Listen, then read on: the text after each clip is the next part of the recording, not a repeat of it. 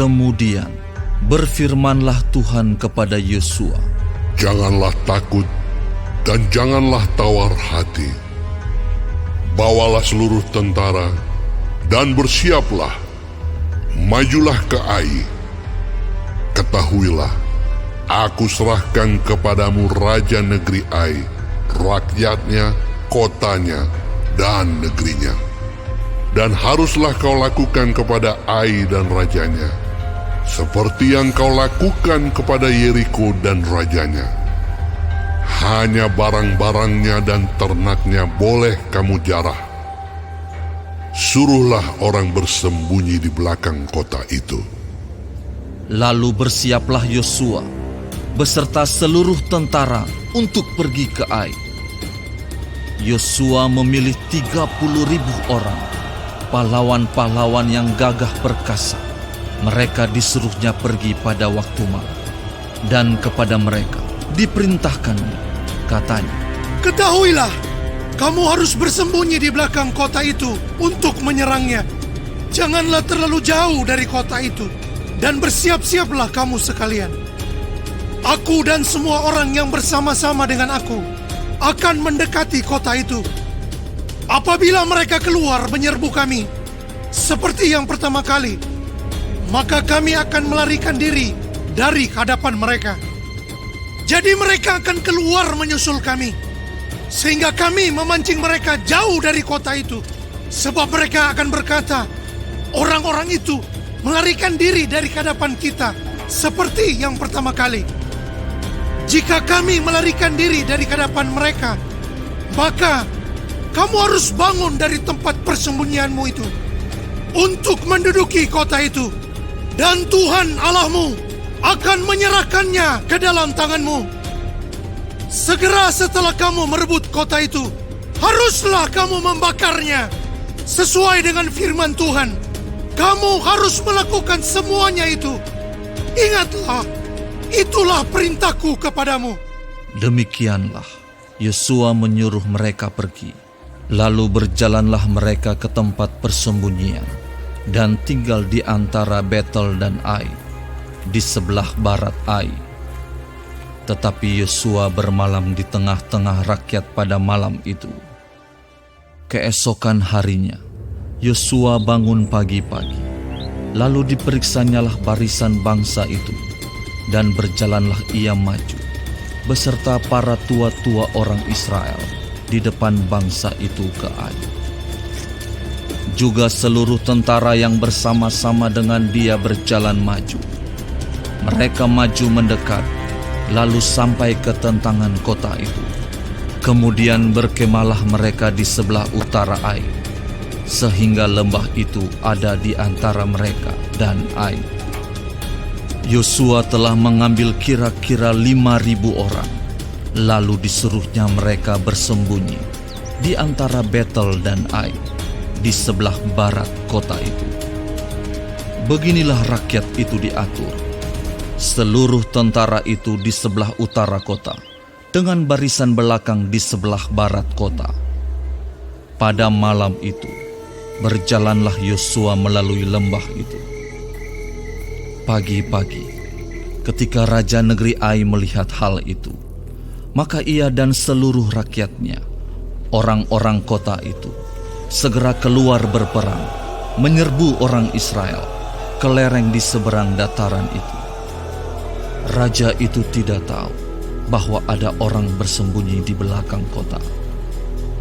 Yosua dan seluruh orang Israel itu berlaku seolah-olah dipukul mundur oleh mereka, lalu melarikan diri ke arah padang gurun.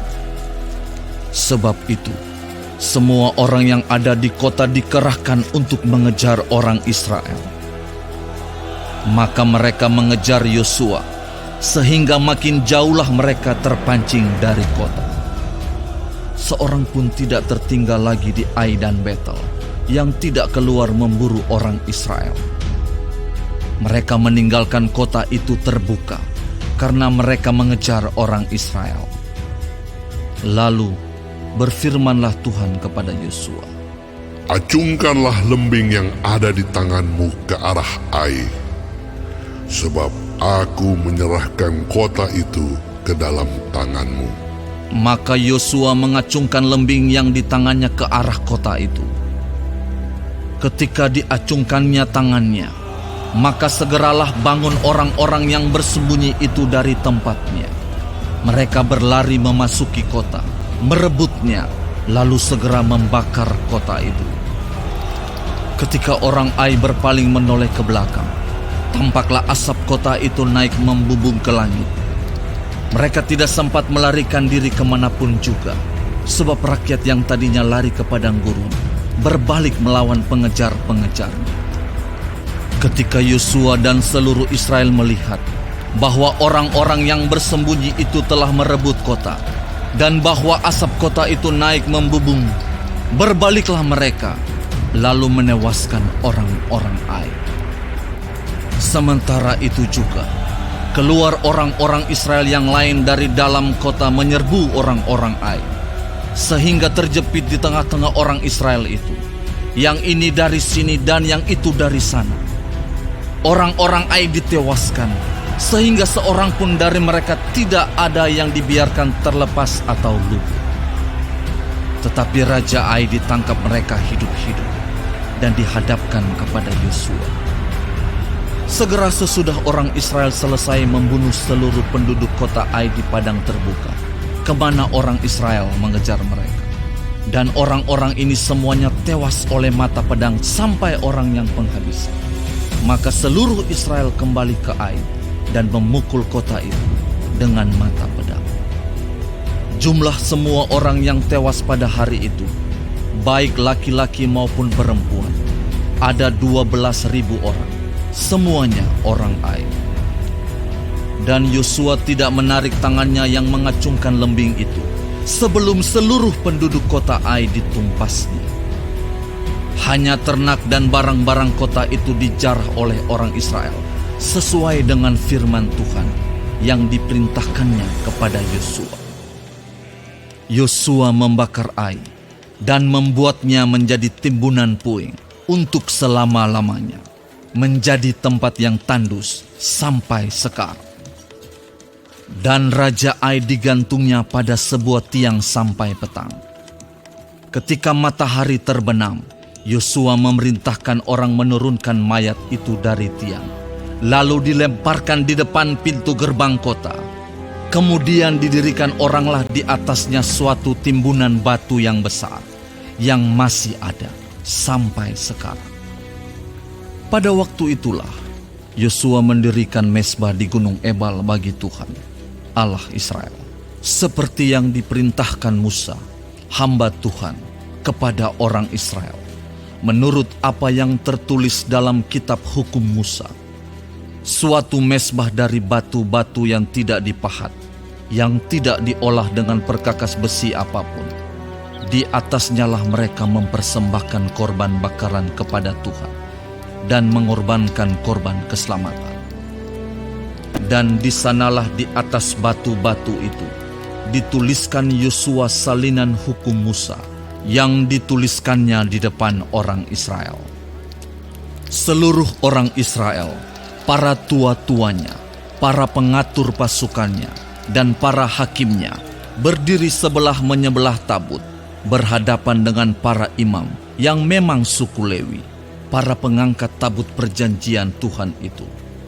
Baik pendatang maupun anak negeri, setengahnya menghadap ke Gunung Gerizim, dan setengahnya lagi menghadap ke Gunung Ebal, seperti yang dahulu diperintahkan oleh Musa, hamba Tuhan, apabila orang memberkati bangsa Israel.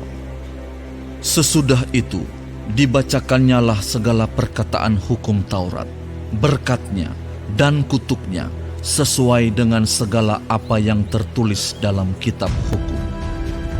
Tidak ada sepatah kata pun dari segala apa yang diperintahkan Musa yang tidak dibacakan oleh Yosua kepada seluruh jemaah Israel dan kepada perempuan-perempuan dan anak-anak dan kepada pendatang yang ikut serta.